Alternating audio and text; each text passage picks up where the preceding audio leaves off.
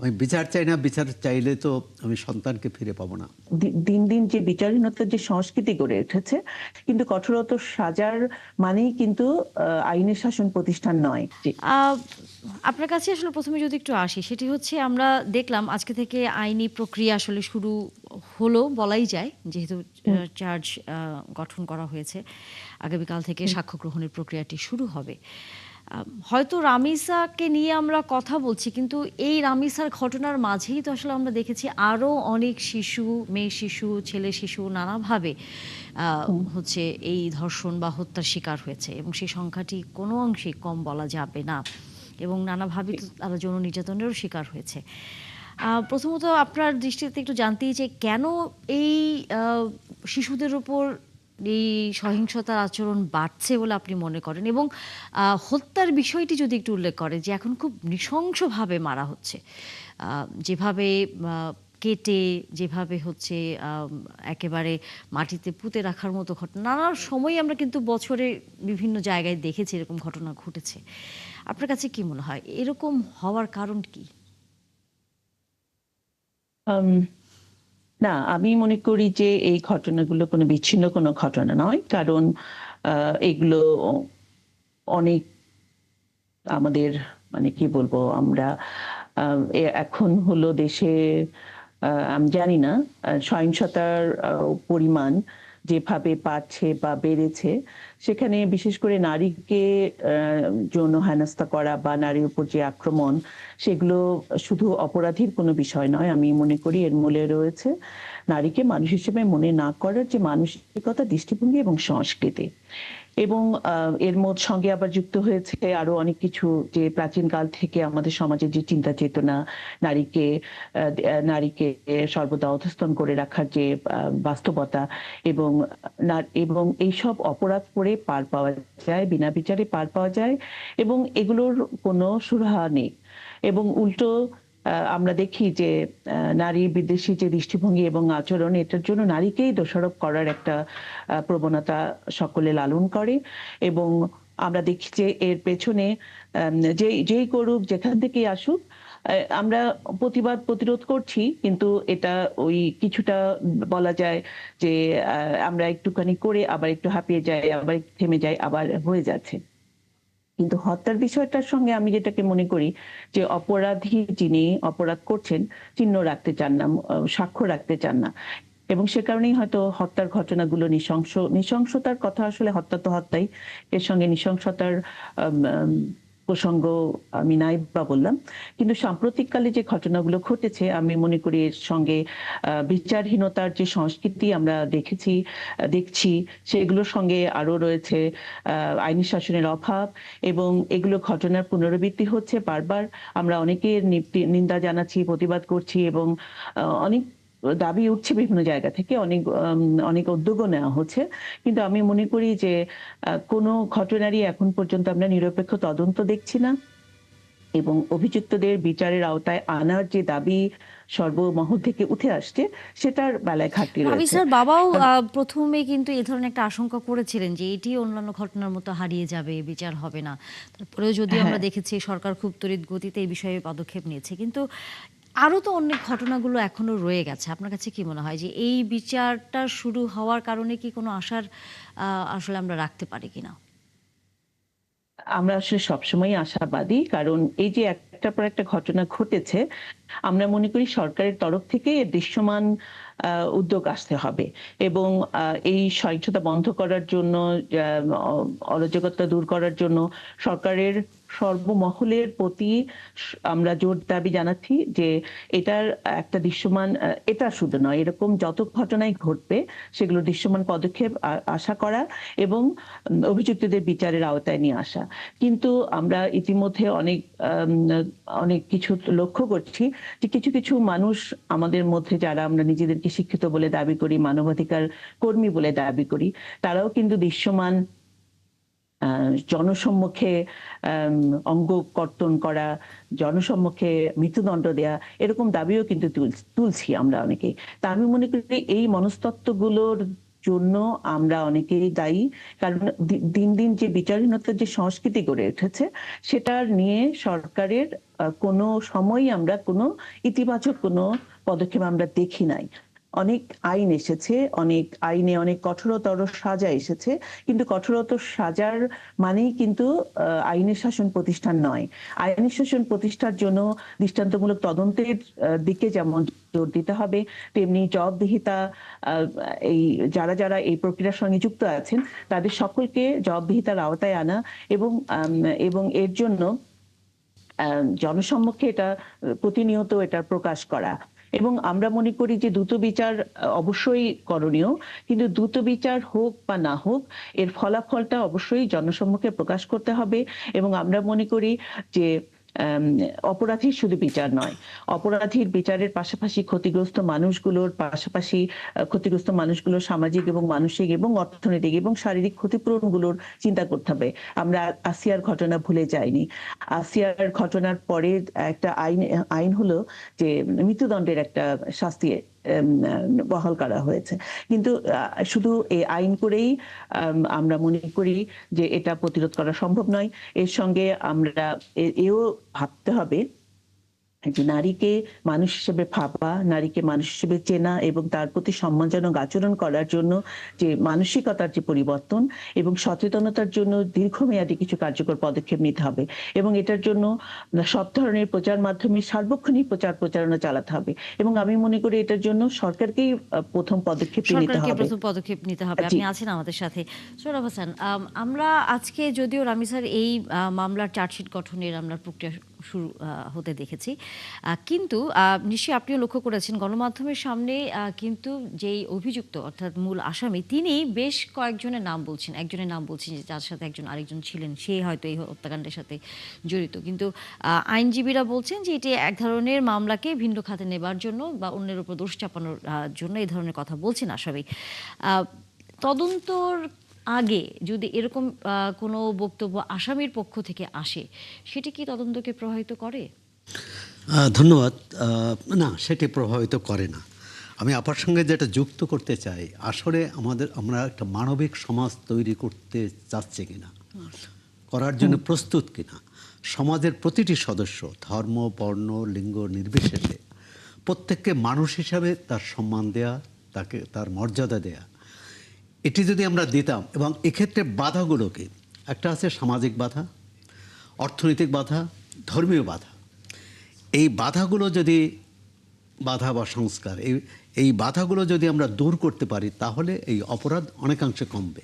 আর এখন আমরা যে এই যে রামিসা বা অন্য এগুলো হচ্ছে যে ঘটনা ঘটার পর, অপরাধ সংগঠিত হওয়ার পর এটার প্রতিকার মানে বিচার। কিন্তু এই মেয়েটি তো আর ফিরে আসবে না, এই মেয়েটির বাবা মা তার সন্তানকে ফিরে পাবে না। অনেক ক্ষেত্রেই দেখা যাচ্ছে যে আমাদের সমাজটা এমন যে সে হয়তো কোনো শিশু অথবা নারীকে ধর্ষণ করলো, ধর্ষণ করার পর সেই অপরাধটা ঢাকার জন্য তাকে হত্যা করে যাতে কোনো চিহ্ন না থাকে। এই মানসিকতা যখন সমাজে, এবং সেক্ষেত্রে বা আমরা অনেক দৃষ্টান্ত দেখেছি যে সন্তানকে বাবা পুলিশে নিয়ে যাচ্ছেন, মা নিয়ে যাচ্ছেন, কিন্তু এই ক্ষেত্রে কিন্তু আমরা দেখি না যে একজন ধর্ষককে আইনের হাতে নিয়ে তার স্বজনকেও আইনের হাতে তুলে দিচ্ছে। এটা সবাই বলে যে বিচারহীনতা, তারপরে হচ্ছে বিচারহীনতা পরে, কিন্তু আমরা সমাজটা কি করেছি? বিচারহীনতা তো হচ্ছে যে অপরাধ, সে তো চুরি, ডাকাতি, খুন সব ক্ষেত্রে। যেমন আবিসার বাবু কিন্তু প্রথম দিন কিন্তু এই কথাটা বলেছে যে আমি জানি যে বিচার আমি পাবো না। সেটা হচ্ছে ক্ষোভ থেকে, বেদনা থেকে, হতাশা থেকে, চারপাশে। আর আমরা চাই যে তার দৃষ্টান্তমূলক শাস্তি হোক, দৃষ্টান্তমূলক সর্বোচ্চ শাস্তি।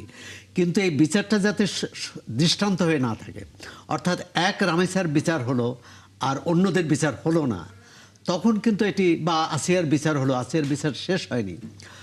আপনি বহু বিচার এরকম উচ্চ আদালতে অর্থাৎ আপিল বিভাগে নিষ্পত্তির অপেক্ষায় আছে। এবং যেহেতু এসব ক্ষেত্রে মৃত্যুদণ্ড হয়, সেটা সর্বোচ্চ আদালত পর্যন্ত তার সেটি যেতে হবে। এবং হাজার হাজার মামলা, এরকম মামলা আদালতে নিষ্পত্তির অপেক্ষায় আছে। আর সেক্ষেত্রে দ্রুত বিচারটা দ্রুত বিচারের নামে আমরা অবিচার চাই না, কিন্তু বিচার প্রক্রিয়াটার মধ্যে যাতে কোনো গলদ না থাকে, দীর্ঘসূত্র না হয়, এখন এটা এক ধরনের দৃষ্টান্ত দেখাতে চাচ্ছে যে 1 মাসের মধ্যে বিচার বা 15 দিনের মধ্যে বিচার, সেটা অন্য মামলায় তো হবে না। এখন তাহলে অন্য মামলাগুলো কিভাবে হবে?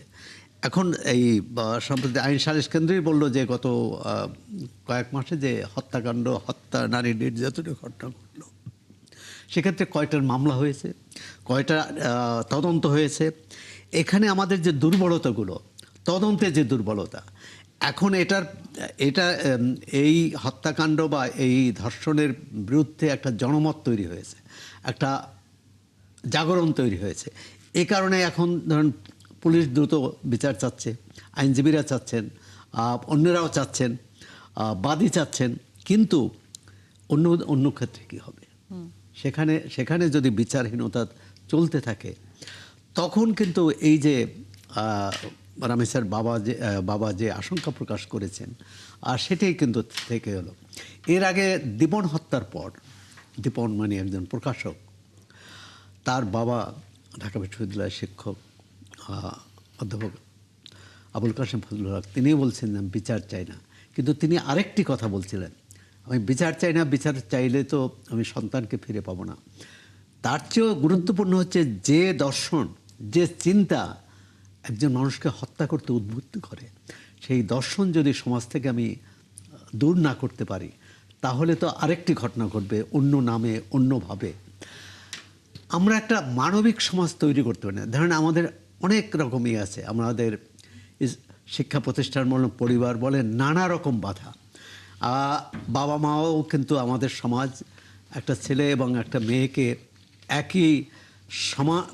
একই সুযোগ সুবিধা দিয়ে, একই পরিবেশ, একই পরিচর্যায় কিন্তু তাকে বড় করেন না, মানুষ করেন না। সেখানে একটা বৈষম্য থাকে, এবং ওই সন্তানের প্রতি যখন বৈষম্য করা হয়, মেয়ে শিশুর প্রতি, তখন তার ভিতর একটা হীনমন্যতা বোধ জাগে। এবং এই হীনমন্যতা বোধ হল সামাজিকভাবে এটা প্রথমত হচ্ছে যে এই বৈষম্যটা না থাকবে, বৈষম্যটা কীভাবে দূর করা যায়, এটা আমরা শুরু করতে হবে পরিবার থেকে। সাহস যোগাতে হবে প্রতিবেশী, প্রতিষ্ঠান, শিক্ষালয়, এবং সবশেষে তো আইন আদালত আছে। আমরা যদি কামরুন রাহান ওনার কাছে আসতে চাই, সেটি হচ্ছে যে এই যে শুধু রামিসার আমরা ঘটনা বিচার খুব তড়িৎ গতিতে করছি, কিন্তু অন্যান্য বিচারগুলো যদি এরকম করতে না পারি, তাহলে তো দিন শেষে সেই বিচারহীনতা, দীর্ঘসূত্রিতা, এবং এরকম তো আসলে শুধু তো শহরের ঘটনা ঘটলে আমরা জানি, কিন্তু গ্রাম অঞ্চলে, জেলা পর্যায়ে এরকম কত ঘটনা ঘটে যাচ্ছে, সব গণমাধ্যমে আসছেও না, আমরা জানছি না। কারণ তারা খুবই নিম্ন মধ্যবিত্ত পরিবারে, তারা মামলা মোকদ্দমায় যেতে চায় না, প্রভাবশালীর একটা ভয় থাকে, এরকম নানা ঘটনার মধ্য দিয়ে তাদের যেতে হয়। তাহলে আপনার কাছে কি মনে হয় যে বিচারহীনতার জায়গাটা কি আসলে থেকেই যাচ্ছে, শুধুমাত্র আমরা একটি ঘটনার হয়তো বিচার করতে পারছি বলে মনে হয়? না, আমার মনে হয় যে আসলে যে সামাজিক এবং মনস্তাত্ত্বিক ব্যবস্থাটা এই ঘটনাগুলোকে ঘটতে দিচ্ছে, এবং সেই ব্যবস্থাটা আসলে আমরা কি করে ভাঙবো, সেটাই আমি মনে করি আজকে আমাদের মূল আলোচনা হওয়া উচিত, এবং এটাকে জাতীয় আলোচ্য সূচির মধ্যে আসা উচিত, এবং এটাকে একটা জরুরি ব্যবস্থাপনায় নিয়ে এসে জরুরি ব্যবস্থা ঘোষণা করা, যাতে করে এটা সবার মানে সরকারের একটা মূল প্রাধান্যে, কাজের তালিকার প্রাধান্যে চলে আসে। কারণ আমরা অবশ্যই দ্রুত বিচারের প্রতি আমরা অনেক দ্রুত বিচার এবং দৃষ্টান্তমূলক শাস্তি যে অপরাধ দমনে তেমন কোনো ভূমিকা রাখে না, এটা অনেকটাই প্রমাণিত। কিন্তু যাই হবে সেটা হবে আইনসিদ্ধ হতে হবে, এবং সেটা যাতে অবশ্যই এটার জন্য যে ব্যবস্থাপনাগুলো আছে, আপনি সেই আইনের কথা ব্যবস্থাপনাগুলো। বলছিলেন, একটু আপনার সাথে একটু যুক্ত করতে চাই। আপনি নিশ্চয়ই যখন রামিসার ঘটনাটি নিয়ে সারা দেশ উত্তাল, নানা রকম খবরাখবর হচ্ছে, একই রকম খবর আমরা কিন্তু চট্টগ্রামে হতে দেখেছি। তখন সেখানে সাধারণ মানুষ অনেকেই নিজ হাতে আইন তুলে নেওয়ার একটি প্রক্রিয়া, অর্থাৎ বলছিলেন যে ধর্ষককে আমাদের হাতে ছেড়ে দেন, পুলিশের কাছ থেকে ছিনিয়ে নেওয়ার মতো ঘটনার পরিস্থিতিও তৈরি হয়েছে। এই যে সাধারণ মানুষের ভেতরে যে এই ক্ষোভটা, যে আইন না মানা বরং নিজের হাতে আইন তুলে নেওয়া, এটি আপনি কিভাবে দেখছেন? আমি মনে করি এটা কঠোর হস্তে দমন করতে হবে, যে আইন নিজের হাতে তুলে নেওয়ার যে প্রবণতা তৈরি হয়েছে, এটাকে কোনোভাবেই মেনে নেওয়া যাবে না। কারণ আমরা কিছুদিন আগেও দেখেছি যে দঙ্গল সন্ত্রাস, যেটাকে মব মব বলা হয়, এটার মাধ্যমে কিন্তু অনেক নিরীহ মানুষের জীবন চলে গেছে। তো এগুলোকে কোনোভাবেই প্রশ্রয় দেওয়া যাবে না, এবং এটাকে অবশ্যই দমন করতে হবে আইনের মাধ্যমেই। এবং সেখানেই আমি মনে করি যে আইনের শাসনের একটা বড় ভূমিকা রয়েছে, এবং যারা যেখানেই দায়িত্বহীনতার পরিচয় দিবেন তাদেরকে সেখানেই জবাবদিহিতার আওতায় আনতে হবে, এবং এগুলো যাতে কোনোভাবেই কেউ করার সাহস না দেখায়, সেটার ব্যাপারে আমি মনে করি কঠোর অবস্থান নেওয়া উচিত বলে আমি মনে করি। এবং এর সাথে আমি মনে করি আরেকটা যেটা দরকার, সেটা হলো যে এই অপরাধ বিজ্ঞান বা অপরাধ বিজ্ঞান নিয়ে যারা কাজ করছেন বা সামাজিক বিজ্ঞান নিয়ে যারা কাজ করছেন, এইসব অপরাধী মনস্তত্ত্ব প্রতিহত করার জন্য আমার মনে হয় এখন অনেকটাই আমরা দেরি করে ফেলেছি। আর কোনো সময় নেওয়া যাবে না।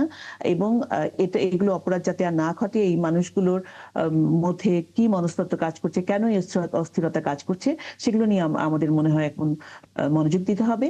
এবং সেখানে আমি আইনের শাসনের প্রতি আবারও জোর দিতে অনুরোধ করব সরকারকে, এবং সরকারি যে প্রতিষ্ঠানগুলোর আছে সেগুলোর সক্ষমতা বাড়ানো, এবং সেখানে প্রয়োজনীয় বাজেট বরাদ্দ করা, যে আপনি লোকবল আইনের বৃদ্ধি শাসনের দিকে করা। খুব জোর দিচ্ছেন।